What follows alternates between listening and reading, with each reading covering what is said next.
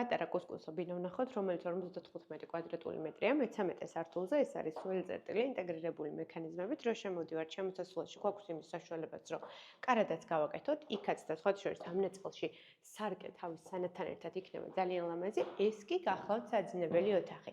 რემონტი სრულად არის დასრულებული, უნდა შემოიტანოთ თქვენი ავეჯი ტექნიკა, პირადი ნივთები და გადმოხვიდეთ აქ საცხოვრებლად. სხვათა შორის ამ კომპლექსს აქვს თავისი რეკრეაციული სივრცე და შლაგბაუმით ჩაკეტილი ეზოც, რაც ვფიქრობ, რომ ძალიან მნიშვნელოვანია.